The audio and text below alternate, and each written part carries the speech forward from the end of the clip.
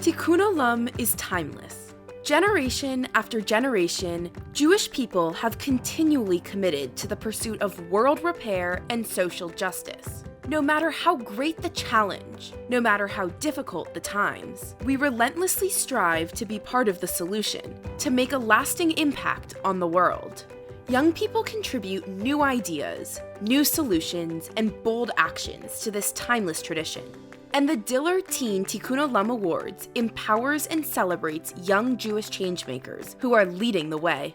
Now a network of over 150 awardees, these leaders have taken on the greatest challenges facing our communities, creating opportunities to drive global impact, and a chance to reimagine a world filled with equity, empathy, and unity. A world where we all live the values of Tikkun Olam. Over the last decade, the Diller Teen Tikkun Olam Awards program has become an incredible community of young Jewish leaders who are truly changing the world. The 2021 awardees exemplify the Jewish value of Tikkun Olam, and I know that Helen Diller would have been so proud of their passion, their commitment, and tenacity. At a time when we need inspiration more than ever, these young change makers are building a better world and inspiring all of us to join them.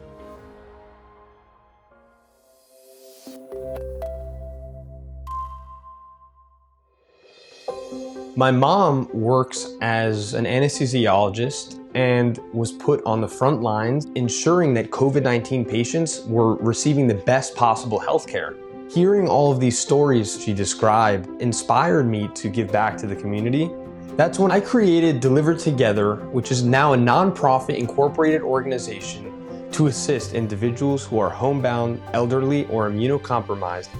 From a young age, I've always had a deep interest in computer science. And at the heart of Deliver Together is a unique location algorithm that I designed, which finds the closest geographic proximity between a volunteer and an individual in need.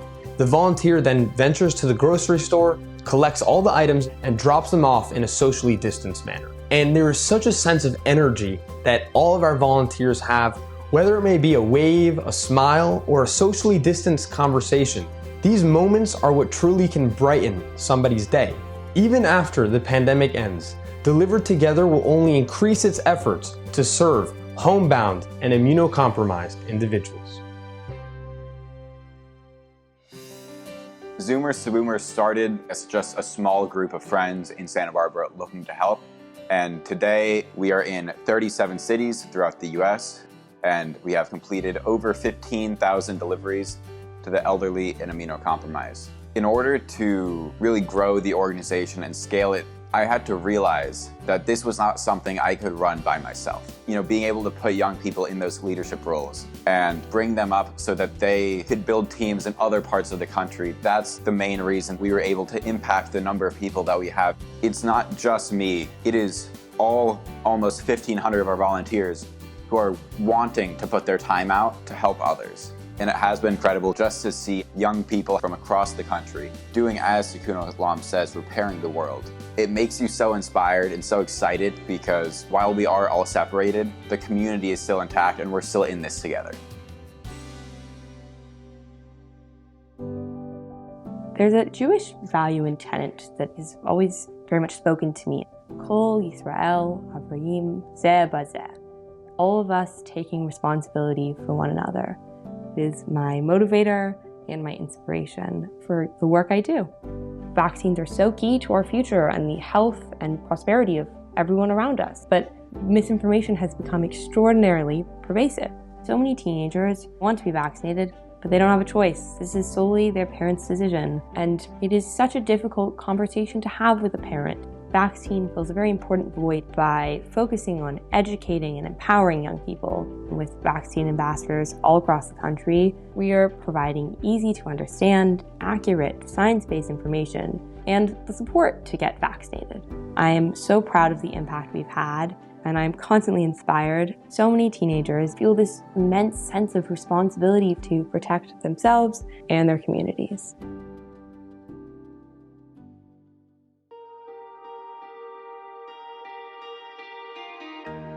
Growing Growing up with a mom who was a Jewish educator, I've always been immersed in the education sphere. When I was younger, I would work on lesson plans of my own, and my dream career is to someday be U.S. Secretary of Education. When the pandemic started, I began to witness educational inequities being exacerbated in both my mom's virtual classroom and my own. I knew I needed to do something. The COVID-19 Project is an entirely teen-led initiative that offers free daily activities and one-on-one tutoring for elementary school students worldwide. With nearly 500 volunteers, we have been able to help over 3,000 students in 14 different countries.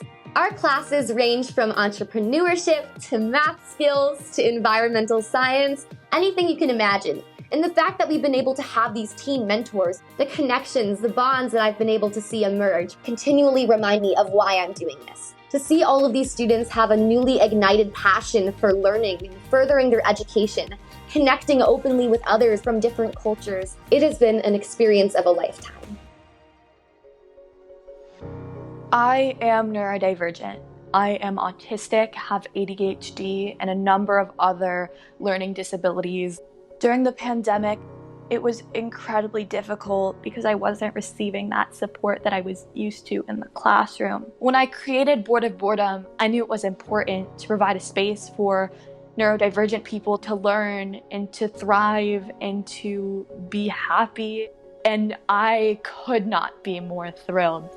Board of Boredom has absolutely taken off. We have about 2,500 people who receive individual tutoring, who engage in our group classes and activities. We've had over 1,000 volunteers from 50 countries around the world, and we have ensured that our classes are made accessible and heal the world not only through providing education, but creating an overwhelming sense of empathy. Whenever I open up the computer in order to interact with my individual tutoring students, I see the joy in their eyes and just how much it impacts their lives. I absolutely love the freedom that comes with writing. I'm able to create anything, be anyone, go anywhere. Unfortunately, lots of students can't access the resources that they need to do well at their passions or in their schoolwork. That's what inspired me to start Simple Studies. Simple Studies provides free academic resources created for and by teenagers. Simple Studies has every kind of resource for every kind of student. We have study buddy matching, study guides, mentor matching, textbook trading, essay editing, and so much more. I started Simple Studies just to help the students at my high school, but it grew a lot bigger than I could have possibly imagined. I'm proud to say it's grown to help over 350,000 students from over 195 countries. Because of the impact we've made, Simple Studies became affiliated with both the United Nations and the US Department of Education. Tikkun Olam is all about finding what you can offer others, and that is the absolute best feeling in the world.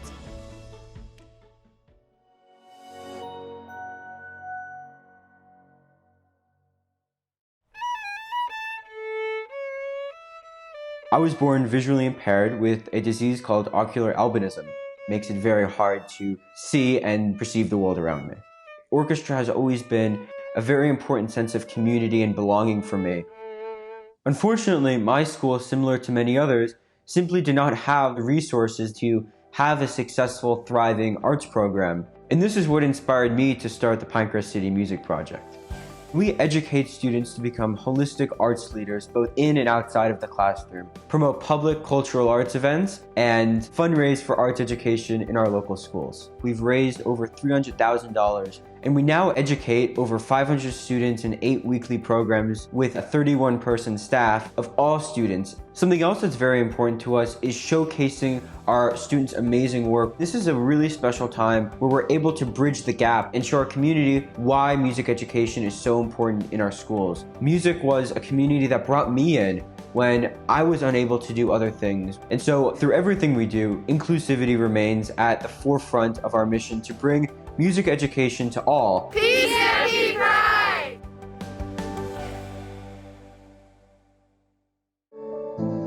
On February 14th, it was like any other day, my mom dropped me off for school. And then fourth period, we heard gunshots. possible shots fired at Stoneman Douglas High School. People's lives were lost or forever changed this afternoon. Since then, students have started the national movement known as March for Our Lives. I was one of the lead organizers of the Parkland March for Our Lives.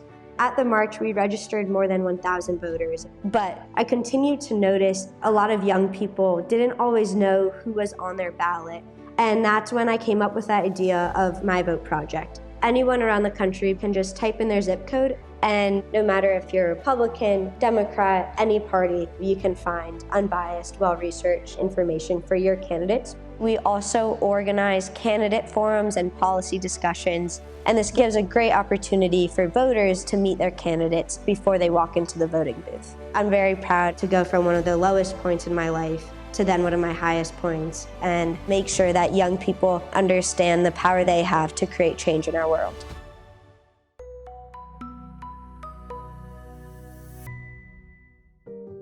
It was definitely very challenging to be a teenager in the pandemic. I felt really separated from my friends, I felt alone, and social interaction and connection are so important to teenagers. It's a point in our lives where we're learning to find out who we are. Every single person I talk to is experiencing the same feelings, and so that's when I work to create Kovi TV to help teens connect and share their stories and experiences with the pandemic. It's been amazing and rewarding to see that now Kovi TV has reached over 15,000 global readers, and someone across the world in Israel or India felt the exact same way as me. Kovi TV isn't just a space for teens to connect. It's also a platform that ignites social action. For example, our ambassadors sewed over 17,000 masks for healthcare workers and nursing homes and raised over $16,000 for families who struggled to find jobs during the pandemic. No matter where the pandemic is headed, Kovi TV will still be here to help support teens and provide the connection and emotional support that we have throughout the past year and a half.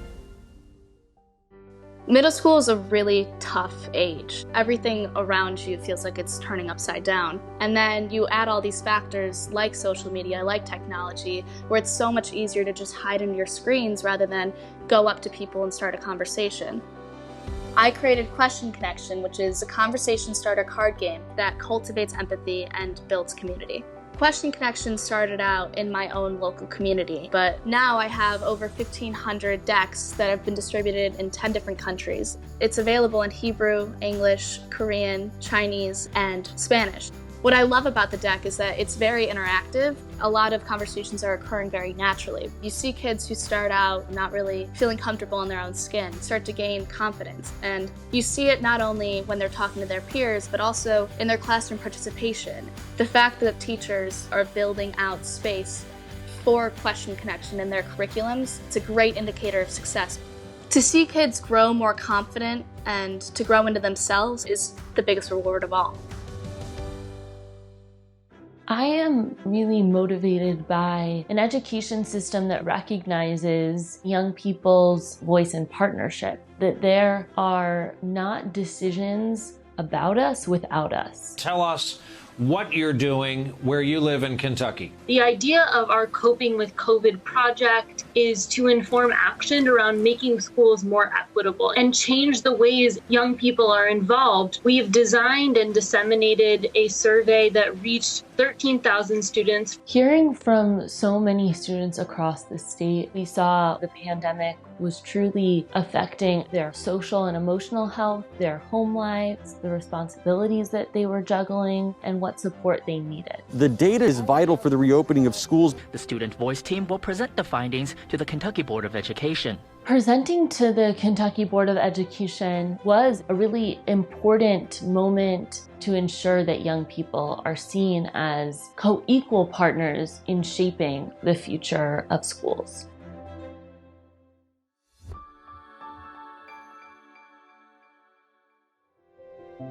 My favorite thing about reading, it's like taking a trip because every book you read is a new world with new characters. I was 10 years old when I launched Love Letters for Literacy, and I just really wanted to be able to do my part to help the children in my community learn how to read. And I never imagined that this would turn into a global nonprofit that has impacted more than 43,000 students from across the world. Love Letters provides low-income families with the resources needed to teach our children to read. We recruit volunteers to create handmade literacy packets. Over the years, we have had more than 19,600 volunteers from more than 30 countries across 6 continents. And just thinking back to 10-year-old me, it's incredible to see strangers from across the world so inspired to join my mission to help children learn how to read. When I hand a book to a child who's never owned their own book before, it feels like the best feeling in the world. When I started Bookworm Global, it was just my garage and my car. And today we have over 55,000 books donated and over 300 volunteers in the US, Mexico, and Africa. I think that I was able to draw other people into my project when they saw my enthusiasm for it. We receive around 1,000 books a week, so keeping up with the growth of Bookworm Global is so difficult. But now I have specific ambassadors who take on larger roles, and they're all enthusiastic to be involved and want to be involved. It's fun. It's not like it's a hard job to do because you know that you're getting these books ready for a child who's never had a book before. It really warms my heart that I'm able to impact my community and other communities that wouldn't have access to reading.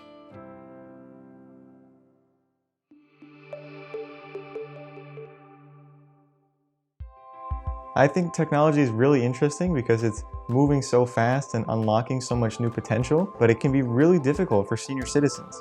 And that was a big motivating aspect behind South Florida Tech for Seniors. We pair student volunteers with senior citizens to provide free one-on-one technology support.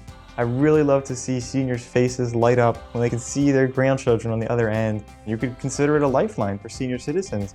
Another really important way we helped senior citizens during the pandemic was signing up for COVID-19 vaccines. The vaccine rollout in Florida has been bumpy. We received hundreds of phone calls from seniors who were confused with the complicated online systems. So we set up a phone call hotline where seniors could speak with our volunteers who would then relay their information into these online systems, booking them vaccine appointments so they could stay protected and healthy during the pandemic. For me, being Jewish has always meant taking something that you're really passionate about and using that to help other people around you.